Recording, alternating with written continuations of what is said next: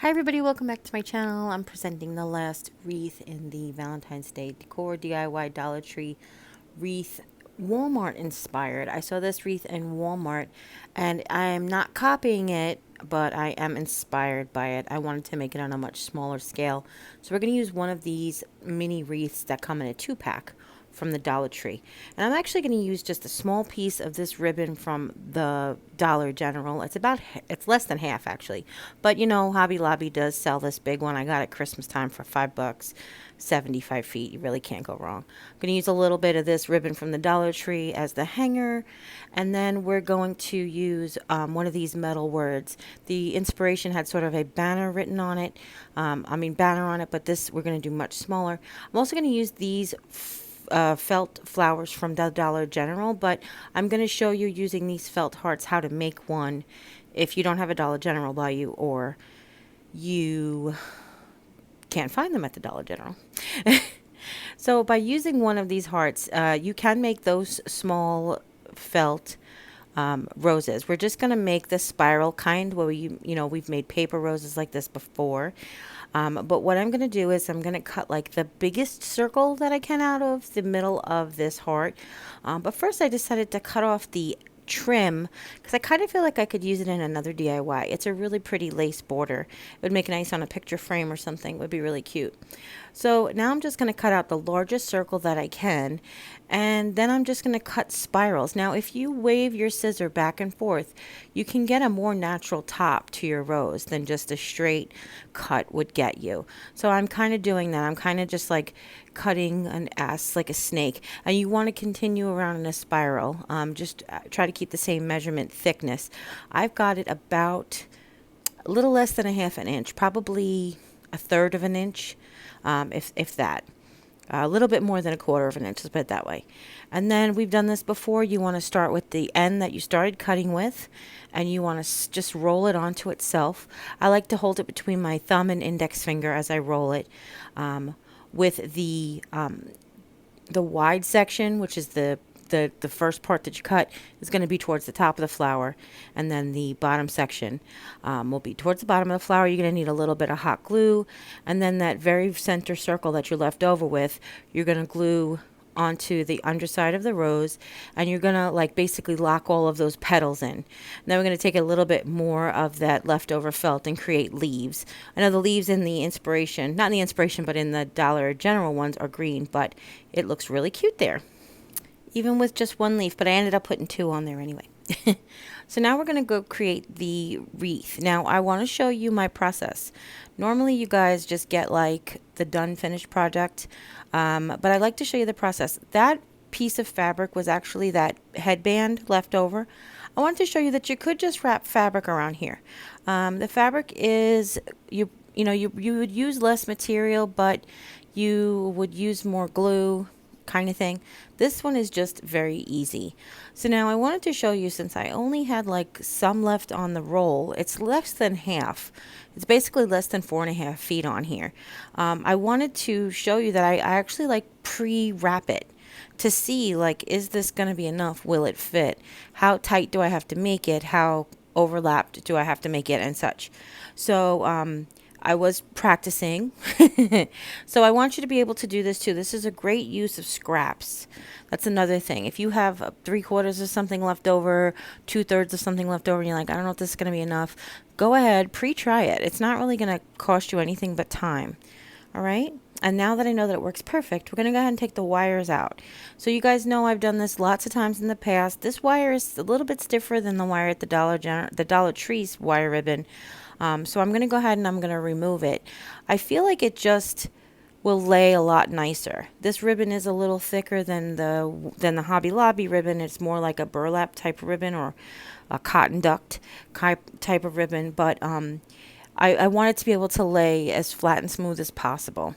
Now I love the way that the buffalo check ribbon came out in the inspiration piece, that you can almost really tell that it was made just for that project.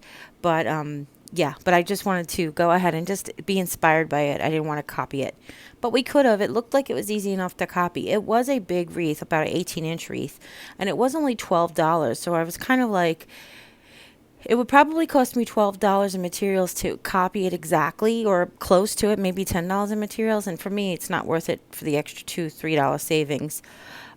So I wanted to just be inspired by it. Okay. Now you can, like I said, you could do this with the ribbons from the Dollar Tree. You can also do this with fabric from the Dollar Tree. They also, if you're lucky enough to get the black and white check fabric from there as well, then you can go ahead and use that. But I'm just using this because, again, I'm trying to keep the cost low. I'm trying to get out of my bubble of only using Dollar Tree products.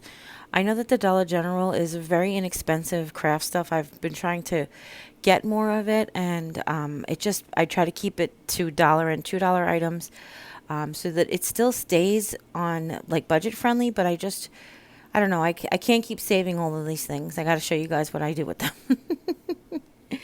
So you're just going to go around it, and I'm actually loving the black edge on it. I feel like it breaks up the plaid a little bit, which I really do like the way it came out. Oddly enough, I wasn't sure if I was. So the next thing I was trying to do with my planning process is to decide, was I going to use my ribbon? Was I going to use my flower, make more flowers like that, or just use ones from the Dollar General package? And then when it came to the Dollar General ones, did I want to use just red ones? Did I want to use red and white ones? Yeah. And then with the words, did I want to use which word? Now, originally I was thinking about XOXO, but you can see it's a little bit too small for this. And I didn't want to, originally I was going to steal the wooden banner from the St. Patrick's Day wreath that's coming out, like the wooden St. Patrick's Day wreath, and I was going to steal that for this project. But I was like, you know what? Let me just leave that, and maybe I'll just glue one of the words across it. I didn't really think in my head that the only word that would fit across it was Valentine, but that's the only word that fits across it. So that's why this is a Valentine wreath. But if you want to, you can go ahead and you can pilfer that banner, or you could take banner, make it out of poster board or foam board or whatever you have on hand. That would be great. So I just put it across the middle, and now I'm going to go ahead and add the roses. These roses aren't very heavy, so I don't have to worry about it being like, hanging properly. The inspiration piece actually had these foam hearts hanging in the middle, so it was one red and two white. So when I was planning this, I was thinking red and white roses would be nice. The combination would be more like the inspiration piece. However, after thinking about it, and this is a much smaller scale, so too many colors was a little bit too much. And then I was thinking, well, if I took the 3 roses, I can actually triangulate them to make kind of like that heart feel. So if I took the 3 red roses and I laid them like basically in a heart shape, and that's what I ended up doing. They have foam stickers on them, which I peeled off because I wanted to opt for hot glue. I figured it would be a much more permanent situation. But I make sure that I got some hot glue on the felt leaves, not just on the sticky pad, because I didn't want the sticky pad to come off more from the felt, and then I would be in the same situation of them falling off. So I made them 2 at the top and 1 in a triangular shape on the bottom, just to again, emulate that heart feel. And then all we have to do is add the hanger. So I took this is actually, the photograph showed last year's black and white check ribbon from the Dollar Tree. This year's has like a metallic edge to it. What I'm using in the project is actually this year's. It's just a piece that I had left over. It's probably 10 or 15 inches, but depending on how you want to hang it. So I'm showing you here, this is actually the scrunchy part from that headband, and I was like, oh, I could just show you an option. You can glue that. But the inspiration piece actually had red ribbon, which is really what inspired me to go ahead and use that red and white check ribbon. Again, normally I don't leave all of this in the video for you, but I wanted to show you the creative process that we come across sometimes. Sometimes it is about design. Sometimes it is about just using what you have. And that's really what that was about. I wanted to see, how would this look if I use this or such. So, yeah, I'm like black ribbon. No, do I want a solid red? No, I think the two plaids are okay together, because they're a different scale and different color. But I'm still like not 100% sure. I'm playing with it, and this is what the design process is all about. Well, obviously, if you've seen from the thumbnail, you know I'm going to end up picking the the white and red check. But I want to show you and leave all of this in so that you guys, when you're home and you're doing your design, you think like, why can't I just be like Jeri-Ann and just come up with the perfect thing? Well, Jeri-Ann does not just come up with the perfect thing. And I'm not saying that I don't think any of my stuff is perfect, but I know I hear that from you guys a lot. So how do you come up with the perfect ideas? No, I don't come up with the perfect ideas. Trust me. So after all of the contemplation, we're going to go ahead and we're going to use this. And I'm trying to leave enough for us to create a bow at the top. The inspiration didn't have a bow at the top, but the inspiration was, like I said, on a bigger scale. So I just wanted to add, and had a little bit more detail. So I just wanted to add something here. All I'm doing is I'm looping it around the ribbon. I'm actually creating a knot by tying both, not together, but tying them around my finger like we do when we make a normal hanger, looping them both around my finger. And then I'm taking the two separate pieces that came, around, and I'm creating a bow using them. And then we're going to go and you're going to, play with it. You're going to, just like we do a regular bow, I describe it always like, just like you're tying your shoes. And then you just want to pull the tails, adjust the bows. Is bows what you would call the loops? The loops. Try it again. As you saw, I just took it out and started again. You just want to do this until you're happy with it. You can see that I'm having a little bit of difficulty, can't you? Well, at this point, I'm actually contemplating, do I make like a multiple loop bow? Like if I wrap it around, will I get like a poof bow?